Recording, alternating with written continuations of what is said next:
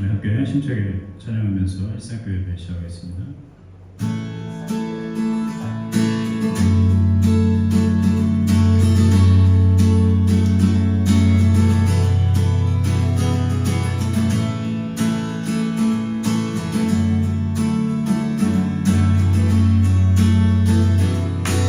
십자가 군병들아, 십자가 군병들아,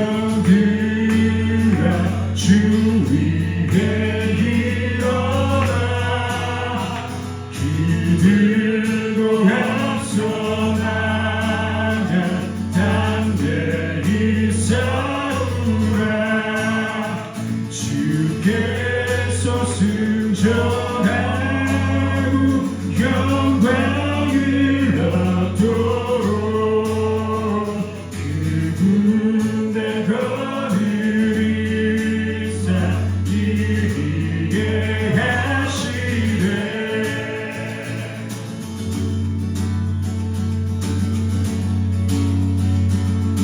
십자가 군병들아, 십자가 군병들아,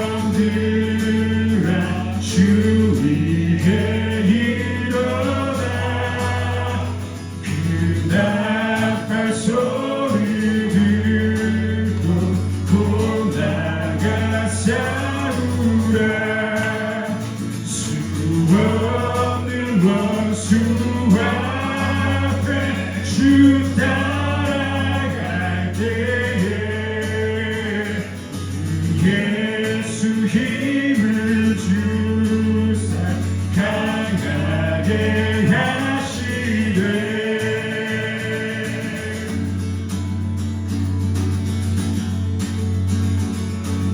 십자가 군병들아, 십자가 군병들아, 주 위에 일어나 내 힘이 부족하니 주 없는 이들아 오늘의 갖추이고 늘 기도하면서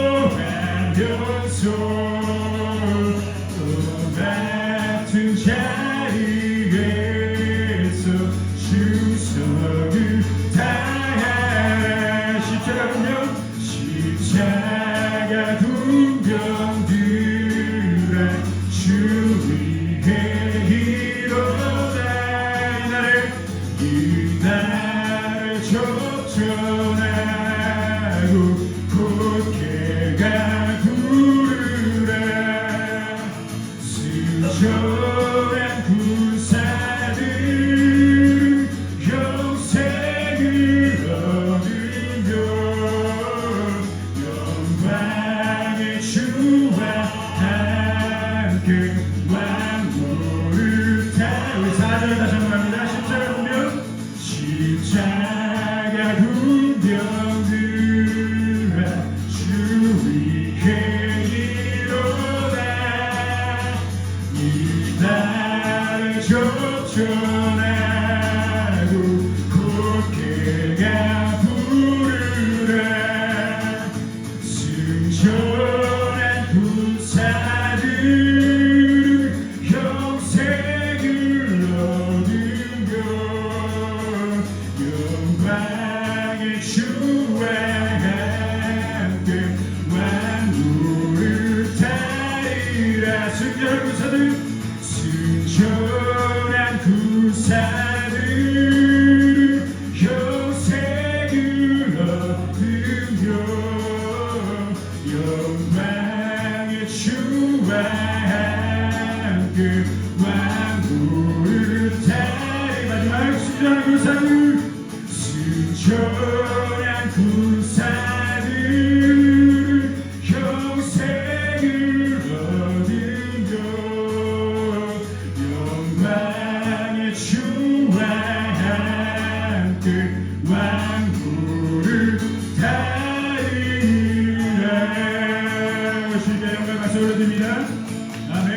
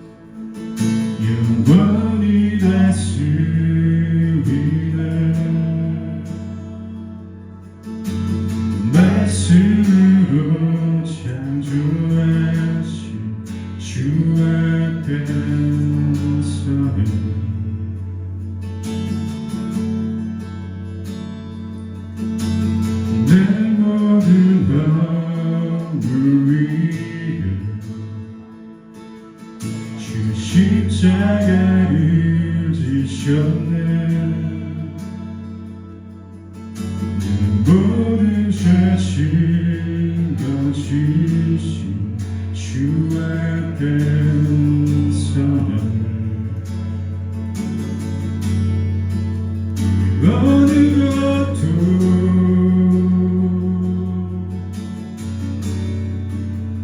할 수 없네.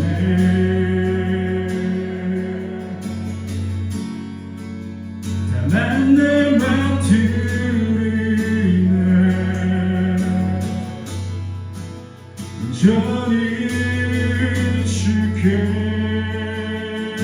그 어느 것도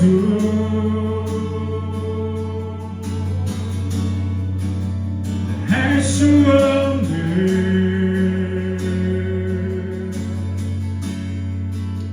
다만 내 맘 들이네. 온전히 주께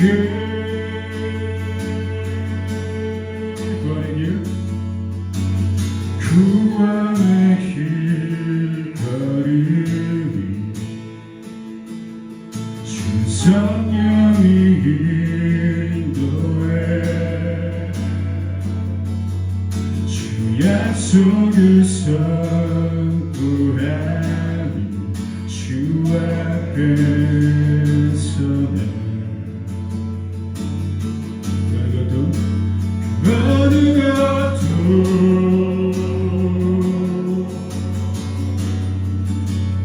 할 수 없네.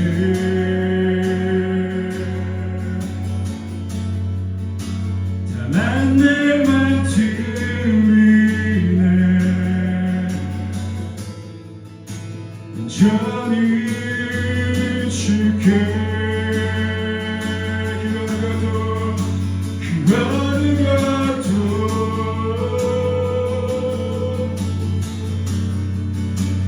할 수 없네.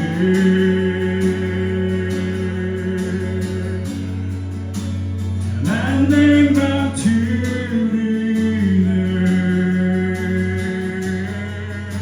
온전히 주께 그 어느 것도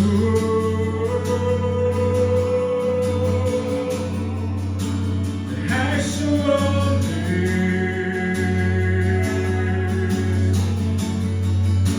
다만 내 맘 들이네. 온전히 주께 그 어느 것도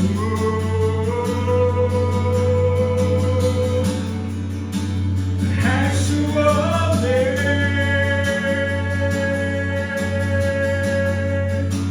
다만 내 맘 들이네.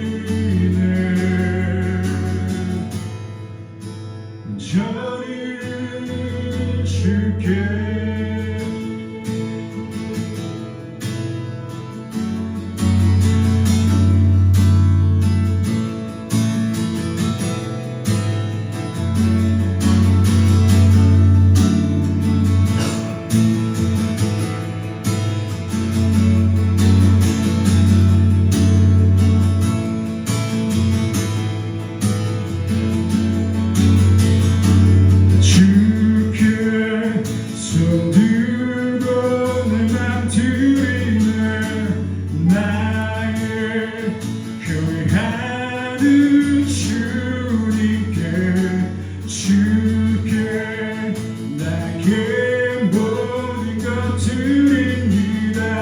나 주의 것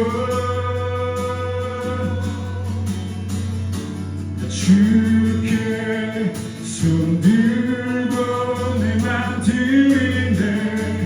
나의 교회하는 주님께 주께 나에게 모든 것 드립니다. 나 주의 것 주께 나 주께 손들고 내 맘 드리는 나의 경외하는 주님께 주께 나의 모든 것 드립니다. 나 주의 것 나 주께 손들고 내 맘 드리는 나의 경외하는 주님께 주께 나의 모든 것 드립니다. 나 주의 것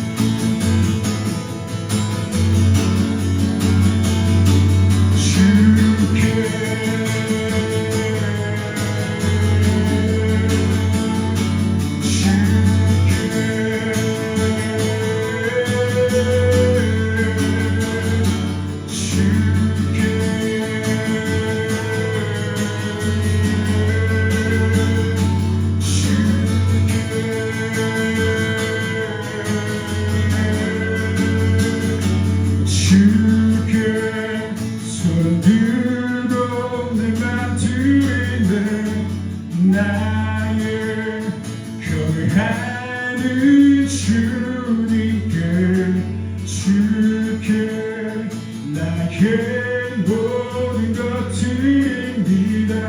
나 주의 것 나 주께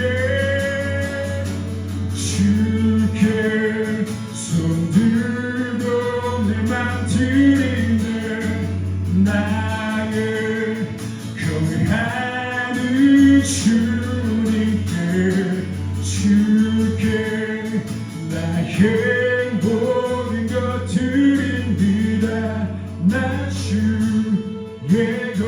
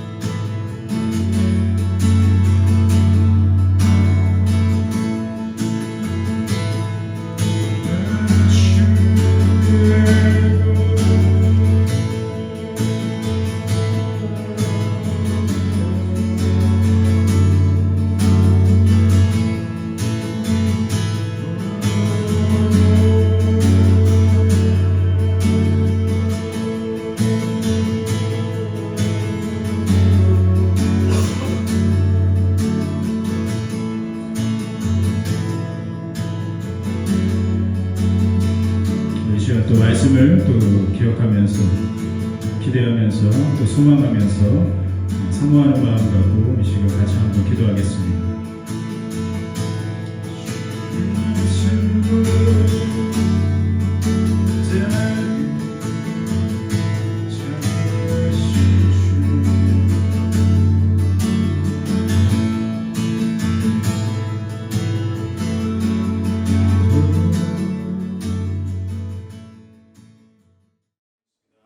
전능하사 천지를 만드신 하나님 아버지를 내가 믿사오며 그 외아들 우리 주 예수 그리스도를 믿사오니 이는 성령으로 잉태하사 동정녀 마리아에게 나시고 본디오 빌라도에게 고난을 받으사 십자가에 못 박혀 죽으시고 장사한 지 사흘 만에 죽은 자 가운데서 다시 살아나시며 하늘에 오르사 전능하신 하나님 앞편에 계시다가 저리로서 산자와 죽은 자를 심판하러 오시리라. 성령을 믿사오며 거룩한 공회와 성도가 서로 교통하는 것과 죄를 사하여 주시는 것과 몸이 다시 사는 것과 영원히 사는 것을 믿사옵나이다. 아멘. 마가복음 6장 1절에서 13절까지 한번 보겠습니다. 마가복음 6장 1절에서 13절.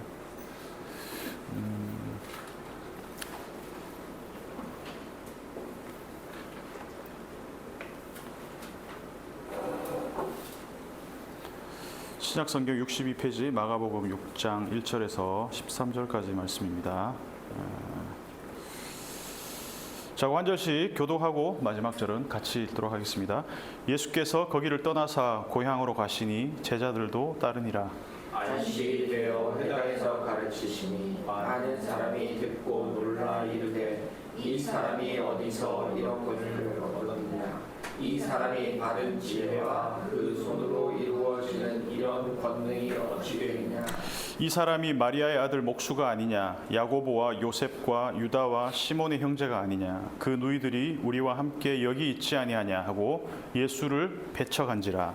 예수께서 그들에게 이르시되 선지자가 자기 고향과 자기 친척과 자기 집 외에서는 존경받지 못함이 없느니라 하시며 거기서는 아무 권능도 행하실 수 없어 다만 소수의 병자에게 안수하여 고치실 뿐이었고 그들이 믿지 않음을 이상히 여기셨더라. 이에 모든 총에 동행하시며 가르치시더라. 12 제자를 부르사 둘씩 보내시며 더러운 귀신을 제어하는 권능을 주시고 명하시되 여행을 위하여 지팡이 외에는 양식이나 배낭이나 전처의 돈이나 아무것도 가지지 말며 신만 신고 두벌옷도 입지 말라 하시고 또 이르시되 어디서든지 누구의 집에 들어가든 그곳을 떠나기까지 거기 이루하라. 어느 곳에서든지 너희를 영접하지 아니하고 너희 말을 듣지도 아니하거든 거기서 나갈 때에 발 아래 먼지를 떨어버려 그들에게 증거를 삼으라 하시니.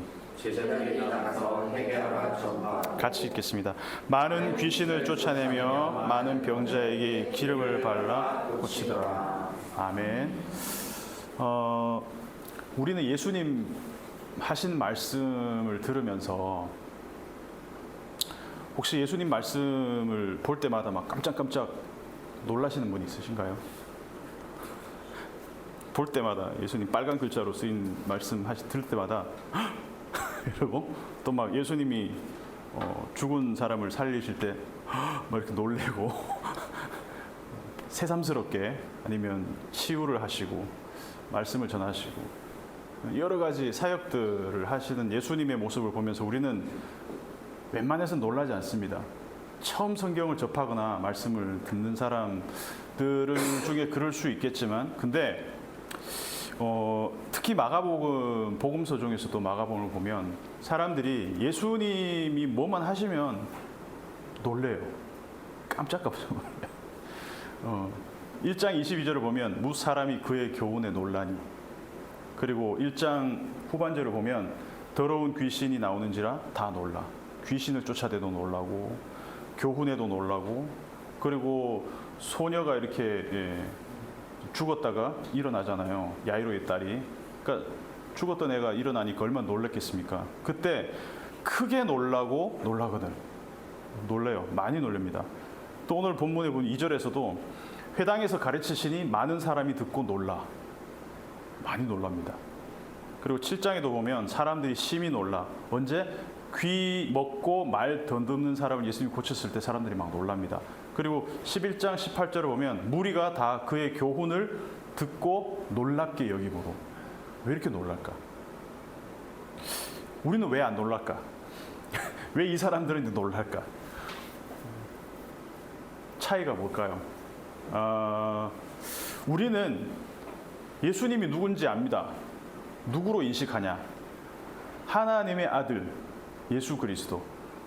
교리로도 알았고 성경을 어릴 때부터 또 교회에 오면 맨날 하는 얘기 그거잖아요. 하나님의 아들이시다.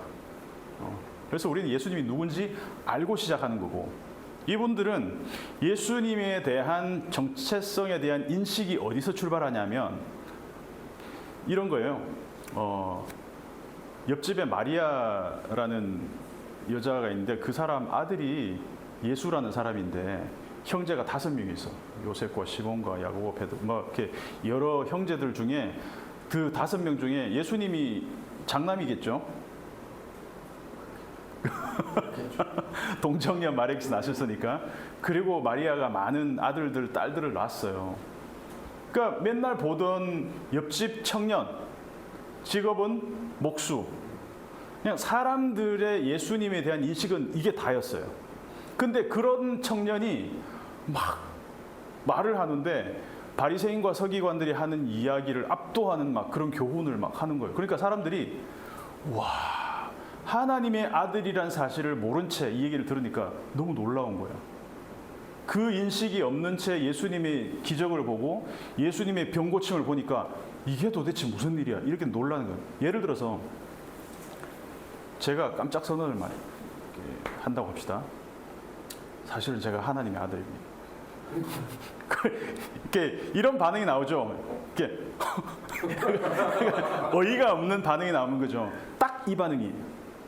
이 사람들한테는 예수님의 존재가 하나님의 아들이라는 얘기를 만약에 누군가 해준다 그러면 메시아다, 아니면 하나님의 아들이다. 이런 반응이 나오는 거예요. 우리는 이 청중들, 이 예수님이 지역에 살았던 사람들이 우리가 되어보지 않았기 때문에 이 사람들이 왜 예수님을 배척했을까라고 생각하지만 이 사람들은 그래요. 이 사람들이 이 반응을 보면 안식일에 대해서 회당에서 가르치는데 많은 사람들이 듣고 놀라 이르되 이 사람이 어디서 이런 것을 얻었느냐, 이 사람이 받은 지혜와 그 손으로 이루어지는 이런 권능이 어찌 됨이냐, 이해가 안 되는 거죠. 예수님은 그냥 옆집 마리아의 아들, 3절을 보면 이 사람이 마리아의 아들 목수가 아니냐, 야고보와 요셉과 유다와 시몬의 형제가 아니냐. 그 누이들이 항상 우리랑 옆에서 공기놀이하고 줄넘기 하던 애인데 그 오빠인데, 그 형인데, 그 목수 청년인데, 그러니까 예수를 배척한지라라고 나온다. 동네 청년인 줄 아는데. 그러니까 사람들은 예수님에 대한 인식이 딱 여기까지였습니다. 우리 주변에 있는 그냥 청년. 그러니까 혈연 관계로 우리 주변의 어떤 그런 관계로만 인식했지 하나님과 관련된 존재, 특별히 하나님의 아들이라고는 생각하지 못했기 때문에 그것도 우리 동네에서 설마 하나님의 아들이, 이런 거는 이 사람들의 컨텍스트 안에서는 상상할 수 없더라는 거죠. 근데 만약에 마가복음에 등장하는 이 수많은 사람들이 예수님이 처음부터 하나님의 아들이라는 사실을 알았더라면 어땠을까? 그래서 마가복음을 우리가 1장부터 16장까지 쭉 읽어보면 사람들은 예수님의 정체에 대해서 모릅니다. 몰라요. 끝까지 몰라요. 그래서 역설적으로 마가는 처음부터 1장 1절에 뭐라고 쓰냐 하면은 하나님의 아들 예수 그리스도의 복음이 시작이라. 오히려 이 당시 사람들에게는 다 베일에 가려져 있던 이야기를 처음부터 그냥 선포를 하고 시작합니다. 그러니까 그 선포를, 우리는 그 스포를 다 이렇게 들어버렸으니까 우리는 다 알잖아요. 하나님의 아들이라는 사실을 우리는 알고 시작하잖아요. 여기서 차이가 있다라는 것이죠. 만약에 이스라엘 사람들이 베세다 사람들, 갈릴리 사람들이 예수님이 하나님의 아들이라는 사실을 알았더라면 예수님을 배척했을까? 절대로 그렇게 하지 못했을 겁니다. 절대로. 열렬하게 환영했겠죠. 하나님의 아들이 우리 마을에 왔어. 하나님의 아들이 우리 땅에 왔어. 이스라엘 땅에 우리 가운데 오셨어. 어떻게 배척하겠습니까?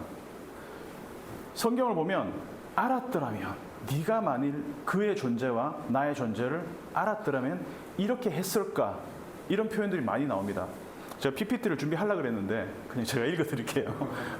이 아날로그로 좋아해서 요한복음 4장 보면은 예수님이 사마리아 여인을 만나는 장면이 나오잖아요. 그러면서 뭐라고 합니까? 네가 만일 하나님의 선물과 너에게 물을 달라 하는 이가 누구인 줄 알았더라면 네가 그에게 구하였을 것이요 그가 생수를 네게 주었으리라.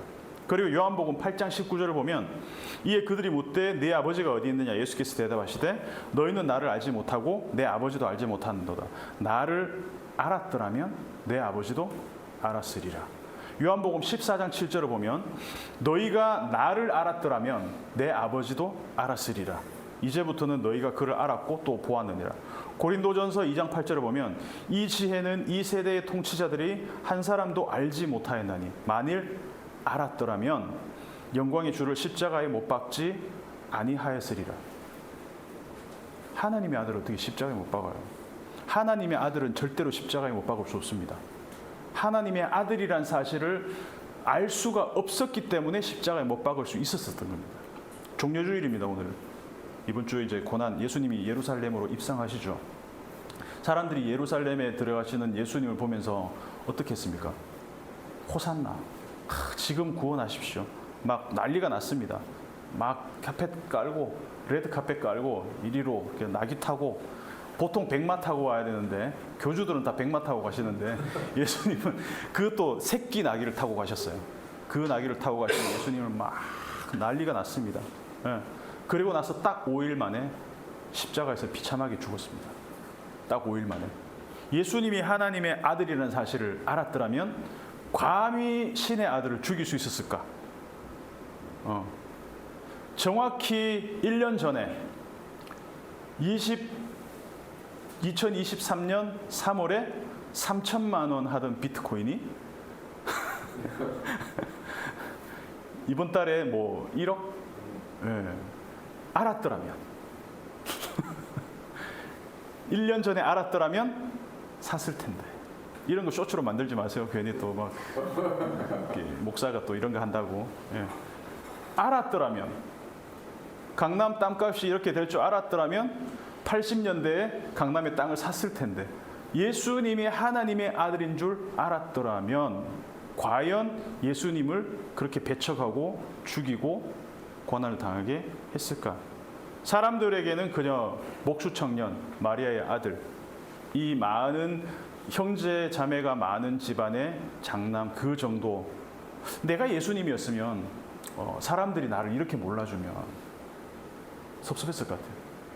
내가 사실은 신분을 좀 이렇게 숨기고 있지만, 내가 이렇게 사람이지만 나는 신인데, 하나님인데. 근데 예수님은 그렇게 뭔가 좀 뭐 이렇게 사람들이 나를 알아주지 않는 거에 대해서 그렇게 개의치 않는 모습이에요. 보시면은 4절에서 6절까지 다시 한번 보시면, 같이 한번 읽어볼까요? 다시 4절부터 6절까지. 예수께서 그들에게 이르시되 선지자가 자기 고향과 자기 친척과 자기 집 외에서는 존경을 받지 못함이 없느니라 하시며, 거기서는 아무 권능도 행하실 수 없어 다만 소수의 병자에게 안수하여 고칠 뿐이었고 그들이 믿지 않음을 이상히 여기셨더라. 여기까지 읽겠습니다. 그냥 예수님의 반응은 한마디로 사람들이 자기를 배척해도 알아주지 않아도 이거예요. 이상하다? 왜 안 믿지? 그냥 그 정도였어요.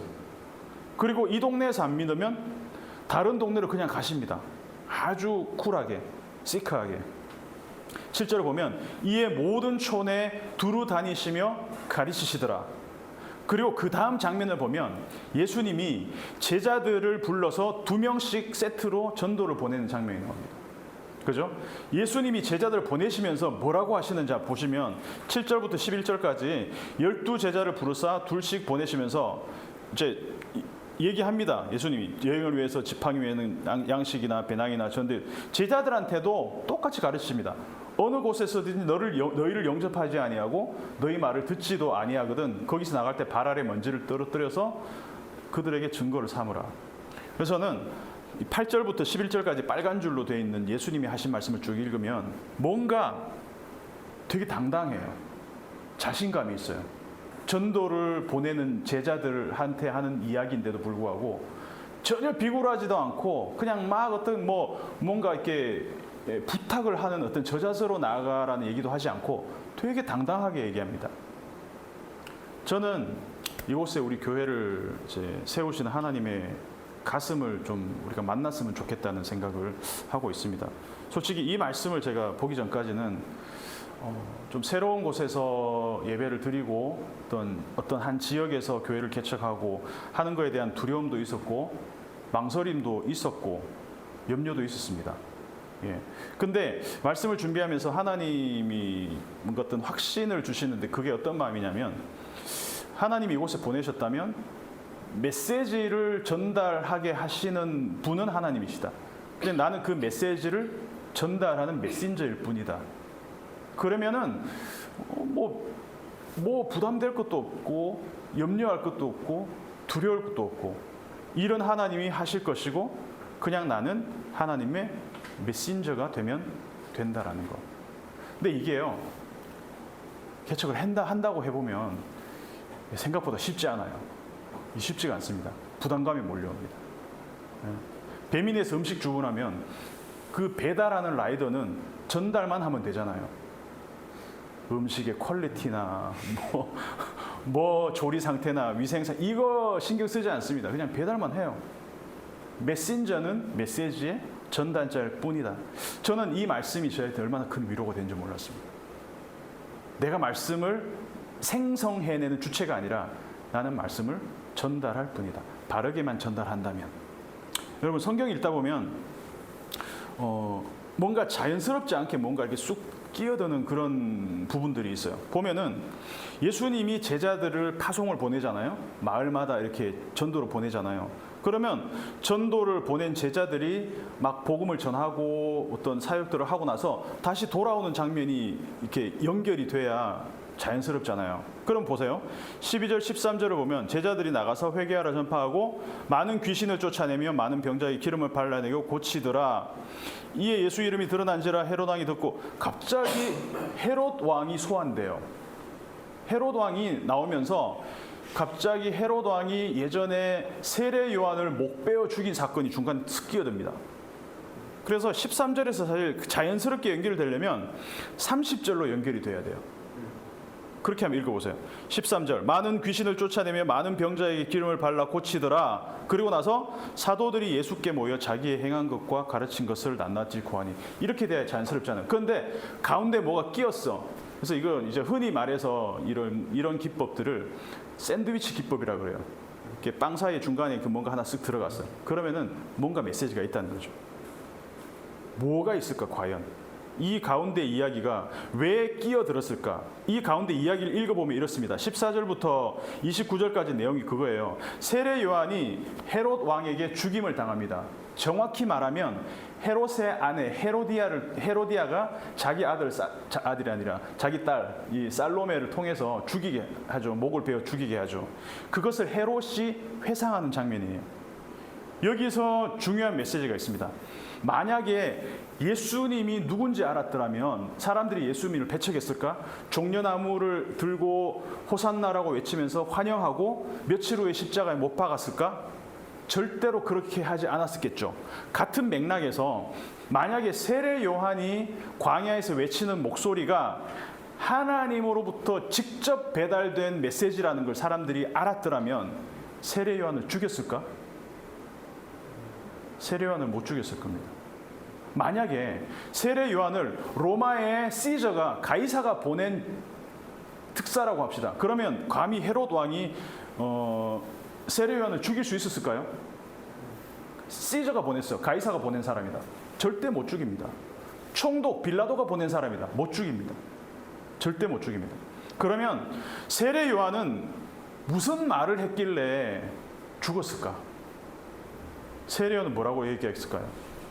세례 요한이 광야에서 사람들을 위로하고 축복하고 덕담하고 그리고 아주 막 이렇게 사람들의 마음을 녹여주는 그런 이야기를 했으면 세례 요한은 안 죽었을 수도 있어요. 헤롯 왕한테 직언하지 않고 그냥 왕이시여 최고의 왕입니다. 최고 이러면서 막 왕에 대해서 쓴소리도 하지 않고 이랬으면 헤로디아도 그렇고 헤롯도 세례 요한을 죽일 이유가 없었습니다. 세례 요한은 광야에 등장하자마자 처음부터 뭐라고 그랬냐? 우리 다 알잖아요. 회개하라. 천국이 가까워 왔느니라. 독사의 자식들아.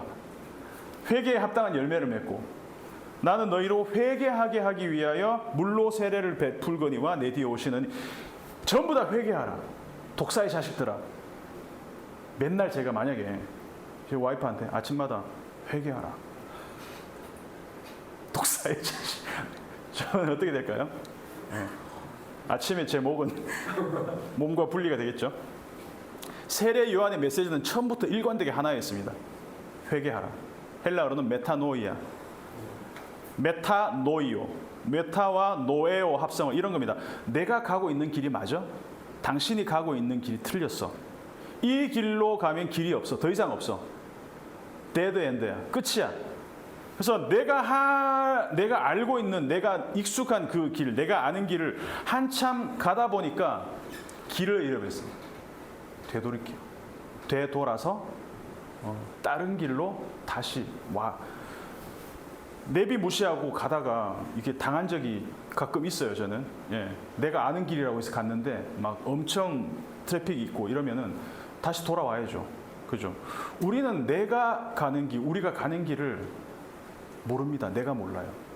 우리 인생, 내가 어디로 가고 있는지, 내가 누군지, 나는 어디에서 왔고 어디로 가는지 아무리 연구하고 노력하고 찾아도 우리 스스로 알 방법이 없습니다. 그래서 내가 누군지, 내가 어디로 가고 있는지, 내 길이 맞는지 틀린지 그것을 아는 유일한 방법은 나를 만드신 하나님이 직접 나를 찾아와서 나에게 알려주시는 방법밖에 없다는 것이죠. 네가 가는 그 길이 틀린 길이야. 내가 알려주는 길로 다시 돌아와. 이게 회개라는 것이죠. 구약에서 그래서 선지자들이 가장 많이 외쳤던 그 메시지가 바로 슈브, 돌이켜라, 돌아와라. 네가 돌이키면 아버지도 돌이키실 거야. 이거예요.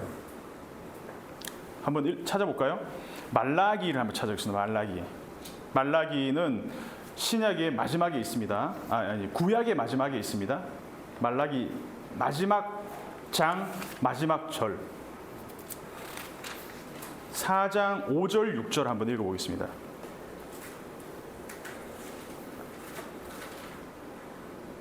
말라기 4장 5절 6절 같이 읽어볼게요. 시작. 보라, 여호와의 크고 노련 날이 이르기 전에 내가 선지자 엘리야를 너희에게 보내리니 그가 아버지의 마음을 자녀에게로 돌이키게 하고 자녀들의 마음을 그들의 아버지에게로 돌이키게 하리라. 돌이키지 아니하면 두렵건대 내가 와서 저주로 그 땅을 칠까 하노라 하시니라. 아멘. 구약을 마감하는 마지막 메시지가 이거예요. 안 돌이키면 내가 칠 거야. 이거 무서운 말이잖아요. 근데 돌이킴의 기회를 주고 있어요.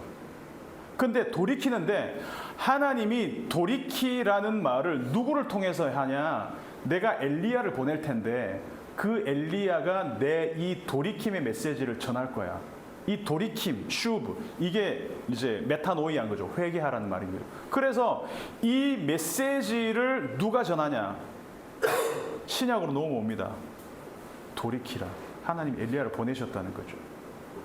신약과 구약을 연결해서 읽으면 이 메시지가 정확하게 연결이 됩니다. 자, 돌이킴에서 가장 중요한 게 뭐냐? 방향. 어디로 돌이키라? 말라기 마지막에서 돌이킴의 방향이 어디냐? 어디로? 아버지에게로 돌이키라. 360도 돌이키면 자기한테 오는 거잖아요. 그러니까 돌이킴의 방향이 아버지에게로 돌이키라. 이걸 가장 잘 보이는 장면이 누가복음 15장이잖아요. 집을 나갔어요, 아들이. 집을 나갔어요. 근데 아버지 재산 가지고 집을 나갔어. 그러면 집 나가서도 아버지 재산만 있으면 다 잘 살 줄 알았는데 나가서 어떻게 됩니까? 쫄딱 망하잖아요. 막 거지처럼 막 돼지 열매 막 주워 먹고. 그래서 하나님을 떠난 아담이 하나님과 단절되고 나면 잘 살 줄 알았는데 길을 잃어버렸습니다. 그래서 하나님이 묻습니다. 아담아, 네가 어디 있느냐? 길을 잃어버렸습니다. 하나님, 저 여기 있어요. 이게 안 돼요. 왜 그래요? 하나님과의 친밀감이 사라지니까 두려움이 가득 차는 것이죠. 내가 어떻게 돌아가? 내가 아버지 재산 다 말아먹었는데 어떻게 아버지 집으로 돌아가? 탕자가 어떻게 아버지 집으로 돌아갑니까? 면목이 있다면. 무슨 낯짝으로? 그냥 여기서 살지. 탕자가 집으로 안 돌아갔다면 어떻게 돼 있을까요? 안 돌아갔다면 그냥 거기서 죽었겠죠. 혼자 그렇게 살다가 죽었겠죠. 근데 그럼에도 불구하고 단절되었음에도 불구하고 집 나간 아들이 돌이켰습니다. 스스로 돌이켜 이르되 내 아버지에게는 양식이 풍족한 품꾼이 얼마나 많은가? 나는 여기서 줄여 죽는구나. 만일 아들이 여기서 주저앉았다면 아들은 거기서 굶어 죽을 테지만 결단을 내립니다. 누가복음 15장 20절을 보면 이에 일어나서 아버지께로 돌아가니라. 이때 어떤 일이 일어났냐? 이때 어떤 일이 일어났습니까? 아버지가 TV 보고 있다가 아들이 왔다는 소식에 화들짝 놀라면서 아니 그 자식이 무슨 낯짝으로 돌아와. 내 재산의 절반을 가지고 튄 놈이 무슨 당장 나가라 그래. 이렇게 안 했어요. 우리 다 알잖아요. 어떻게 했습니까? 아직도 거리가 먼데 아버지가 그를 보고 치근히 여겨 달려가 목을 안고 입을 맞추니. 그러니까 이 말은 뭐냐? 아버지는 아들이 집을 나간 이후로 한 번도 발 뻗고 편하게 잠잔 적이 없다는 거예요. 시온이가 집을 나갔어. 예를 들어서 잠 오겠어요? 올 수도 있겠지만 어쨌든 간에 잠 안 오겠죠. 엄마는 잠이 안 올 거예요. 아빠는 잠이 올 수도 있을 모르겠어요.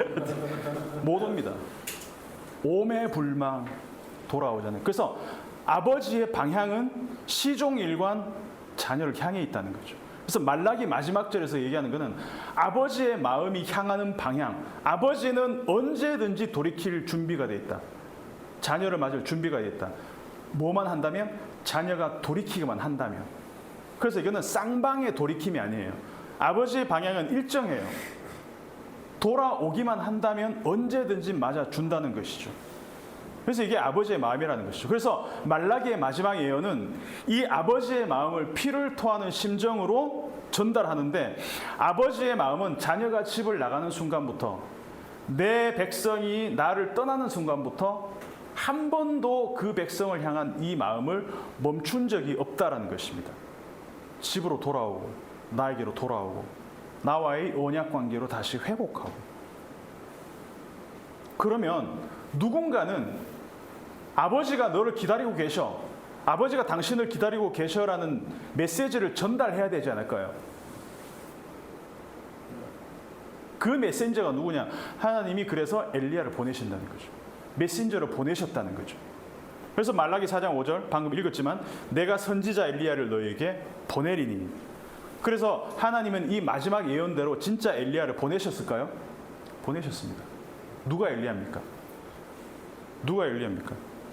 이 구약과 신약에 몇 년의 간격이 있었습니까? 400년의 간격이 있었잖아요. 그리고 말라기 이후에 끊어졌던 하나님의 음성이 다시 유대 광야에서 다시 들리기 시작합니다. 돌이키라라는 메시지를 하는 사람이 하나님 보내신 엘리야라면, 세례 요한이 광야에서 돌이키라, 회개하라, 천국이 가까이 왔다, 엘리야를 보내셨다는 거죠. 돌이키라, 나도 돌이키겠다. 세례 요한의 일관된 메시지가 이거였습니다. 돌이키라, 메타노예요, 회개하라. 아버지께로 돌이키지 않으면 다 죽어. 오징어 게임 이러다 다 죽어. 다 죽어. 근데 사람들이 이 말을 듣고도 돌이키지 않았습니다. 오히려 하나님이 보내신 엘리야인 세례 요한을 죽여버렸잖아요. 그죠? 만약에 사람들이 헤롯 왕이, 헤로디아가 세례 요한이 하나님이 보내신 엘리야라는 것을 알았더라면, 말라기의 마지막 예언이 이 사람이라는 것을 알았더라면 죽였을까? 안 죽였다는 것이죠. 광야에서 낙타 털옷 입고 맨날 막 그 메뚜기와 석청을 먹으면서 회개하라, 독사의 자식들아, 도끼가 뭐 나무의 불에 놓였다, 불에 던져진다, 맨날 이런 얘기만 하는데 듣고 싶겠냐는 것이죠. 심지어 권력을 갖고 있는 헤롯 왕에게한테도 들이받았습니다. 헤롯이 자기 동생의 와이프랑 결혼을 다시 하잖아요. 헤로디아랑 결혼하잖아요. 그러니까 헤롯이 그 어떤 좀 왕에게 뭔가 아부하는 그런 사람이었으면, 왕이요, 잘하고 계십니다, 이렇게 했겠죠. 근데 뭐라고 합니까? 왕이요, 동생의 아내를 취하는 게 말이 됩니까? 그러면 안 돼, 이랬어요. 헤롯이 그러면 안 돼 그랬어요. 아니, 헤롯에게 그런 말 안 돼 그랬어요. 그래도 헤롯은 그나마 좀 세례 요한을 두려워했는데 이 와이프는 막 나갔던 것 같아요. 그냥 목을 그냥 댕강 날려버리고, 요한을 죽일 날만 기다리고 있다가 잔칫날 날 잡아서 그냥 세례 요한을 죽여버립니다. 이 본문에서 오늘 헤롯이 그 사건을 기억하는 겁니다. 내가 죽인 그 헤롯이 다시 살아난 건가 혹시? 우리 와이프가 분명히 세례 요한의 목을 땄는데 저 예수란 사람이 혹시 그 죽었던 세례 요한이 살아난 거 아니야? 자, 하나님이 보내신 엘리야, 세례 요한이 돌이키라, 회개하라는 메시지를 전했을 때 죽여버렸습니다. 그러면 하나님은 더 이상 엘리야를 안 보내실까요? 왕이 전령을 보냈어요.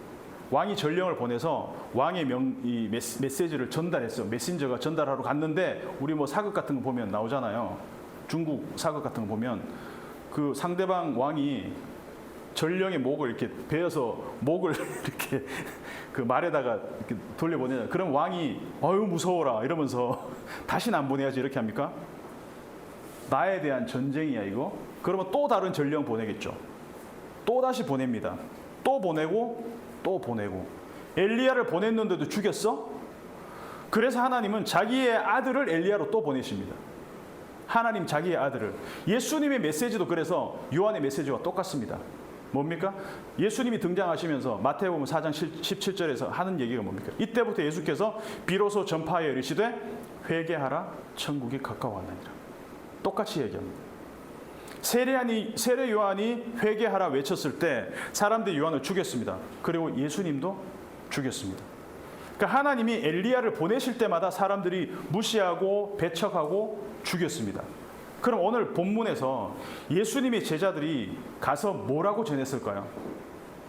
예수님의 제자들이 가서 전한 내용이 뭘까요? 읽어볼까요? 12절 다시 한번 읽어볼까요? 12절 시작.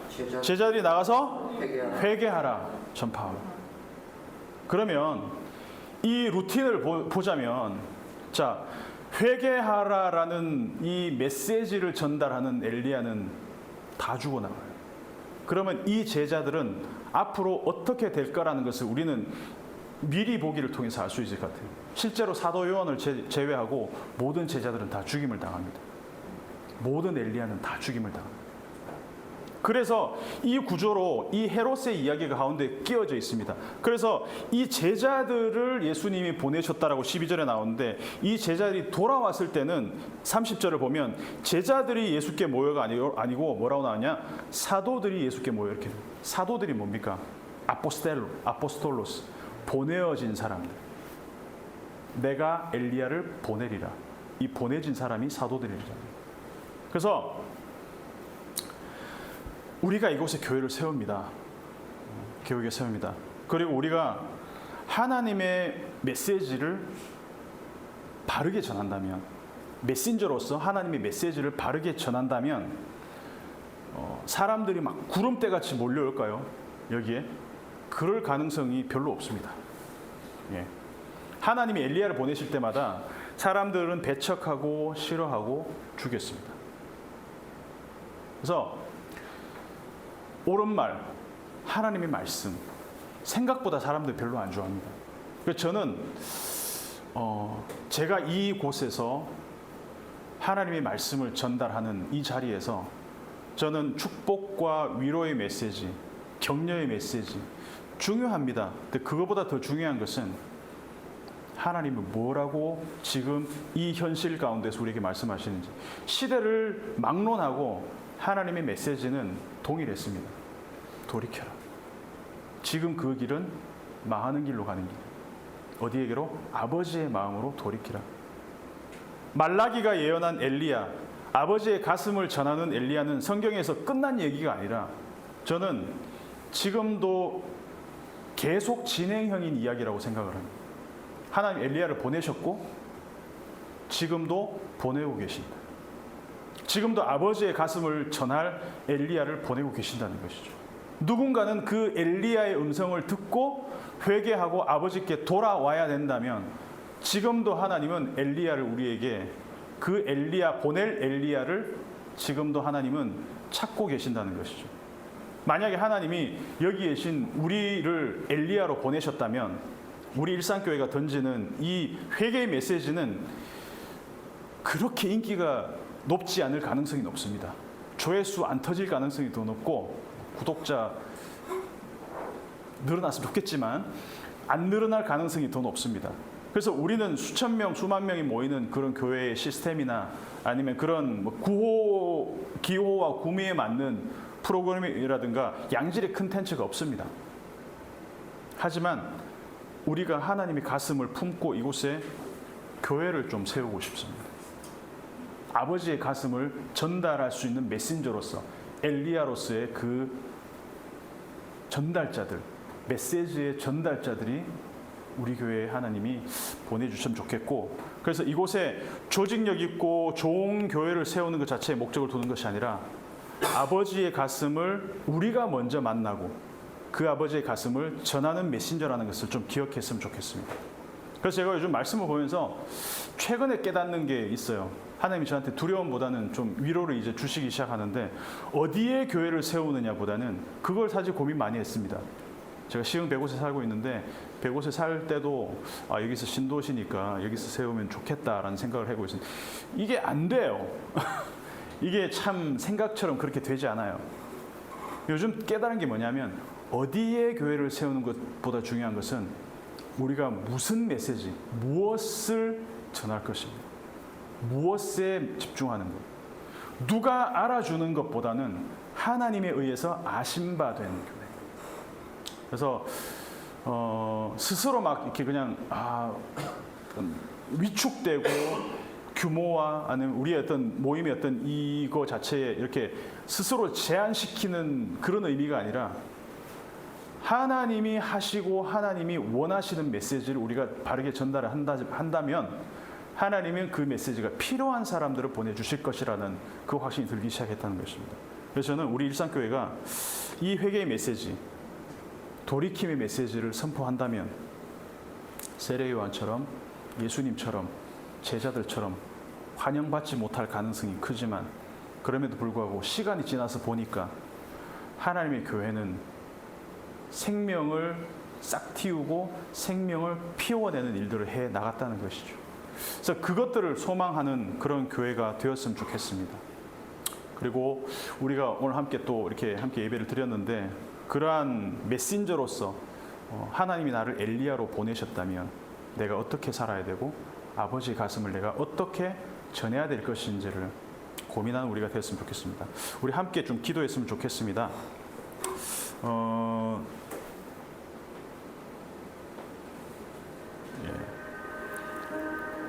만약에 로마의 황제 가이사가 세례 요한을 보냈다면 헤롯이 죽이지 않았겠죠. 예수님이 하나님의 아들이라는 것을 알았다면 호산나라고 외치는 사람들과 종교인들이 예수님을 죽이지 않았을 겁니다. 우리가 집중해야 될 것은 보이는 것이 아니라 메시지입니다. 그래서 하나님의 가슴을 전하는 우리 일상교회가 되기를 함께 기도했으면 좋겠습니다. 그래서 이 공간에 드리는 예배, 신적 파송의 영광으로 드려지는 예배다. 우리는 그렇게 생각했으면 좋겠고, 이곳에서 어떻게 보면 썩어지는 미랄이 될 수도 있다. 그 미랄이 열매를 맺는 것은, 자라게 하는 것은, 그 심기운 것이 생명이 되게 하는 것은 하나님의 일이다. 생명을 심고 싹을 틔우는 시간을 견딜 수 있는 지혜와 힘을 허락해 주시기를. 교회의 이름이 드러나는 것이 아니라, 메시지를 전하는 사람의 이름이 드러나는 것이 아니라, 광야에 외치는 그 세례 요한의 소리가 초라해 보여도, 예수님의 일생이 비참하게 끝난 것처럼 보여도, 제자들이 전부 순교를 당하여도 메시지는 계속 되어져야 되고 계속 보내어져야 되고, 엘리야는 계속해서 파송되어야 된다. 그 아버지의 가슴을 만나고 전하는 우리가 될 수 있기를 같이 한번 한 목소리로 같이 기도하겠습니다. 존귀하신 하나님 아버지, 하나님은 지금도 엘리야를 파송하시고, 또 사람들은 그 엘리야의 목소리와 엘리야의 그 메시지를 듣지 않고 죽이고, 또 계속해서 하나님 배척해내고 튕겨내고, 이것은 역사적으로 계속해서 반복되는, 하나님의 가슴을 만나는 것보다는 우리가 원하는 방식의 삶, 우리가 원하는 방식의 세계를 만들기 원하는 사람들의 그 욕망은 끊이지 않고 계속해서 이어질 것입니다. 근데 그럼에도 불구하고 우리가 주의 말씀을 기억하고 주의 말씀, 그 메시지가 지금도 살아서 메신저들에 의해서 계속해서 전해지기를 하나님 원하신다는 것을 깨닫게 하시고, 하나님 그 가슴을 만나는 시간들이 되게 도와주시옵소서. 하나님 지금도 우리에게 말씀하실 때마다 아버지 하나님 우리의 귀를 기울이게 하시고, 하나님 그 말씀이 우리 가운데 생명이 그리고 열매가 맺어지고, 하나님 미랄이 땅에 떨어져서 썩어져서 그것이 생명이 되는 것을 하나님 우리는 기다리며 기대하는 우리 일상교회가 될 수 있도록, 여기 모인 우리 모든 성도님들 될 수 있도록 은혜를 더하여 주시옵소서. 존귀하신 하나님 아버지, 우리가 새로운 곳에서 이전 예배로 하나님께 영광을 돌립니다. 이 종려주일 그리고 한 주간의 고난주간 예수 그리스도의 십자가 자기 땅에서 자기 백성에게 배척받고 죽임당한 그 하나님의 아들의 그 고난의 의미를 다시 한번 되새기는 한 주가 될 수 있도록 은혜를 더하여 주시옵소서. 1년에 한 번 찾아오는 고난주간 부활절이 아니라 하나님 매일매일 나는 하나님을 밀어내고 있지 않은지, 나는 하나님을 배척하고 있지 않은지, 우리의 삶의 공간에서 나의 영역을 더 공고하게 하고 하나님을 계속 밀어내고 있지 않았는지 나를 돌아보게 하시고 그 십자가가 어떤 의미인지, 그리고 나를 하나님이 이 자리에 왜 보내셨고 하나님의 가슴을 만났다면 그 뜨거운 심정으로 하나님의 가슴을 전할 수 있는 그 메신저로서도 하나님께서 우리를 담대함과 또 겸손함으로 세워주시고 그러한 우리 이곳에 모인 일산교회 성도들 될 수 있도록 하나님 은혜를 더하여 주시옵소서. 예수님 이름으로 기도드립니다. 아멘. 지금은 우리 주 예수 그리스도의 은혜와 하나님의 사랑과 성령의 교통 위로 충만하심이 이 종려주일 그리고 고난주간 예수 그리스도의 십자가를 우리 가슴에 품고 그 하나님의 사랑의 그 크고 넓고 깊은 그 광대하신 사랑의 그 무게를 우리가 감당할 수 없음에도 불구하고 우리를 자녀로 불러주시고 또 이 시대의 엘리야로 삼아주셔서 이 자리에 이곳에서 주의 메시지를 전달할 수 있는 그리고 살아낼 수 있는 사람들로 하나님 또 만드시고 또 살아가게 하시고 그리고 함께 우리가 주의 말씀을 묵묵히 살며 걸어가기 원하는 이 자리에 모인 모든 우리 이 성도들과 그들의 가정 머리 위에 자녀들 머리 위에 지금부터 영원토록 함께 있을지어다. 아멘.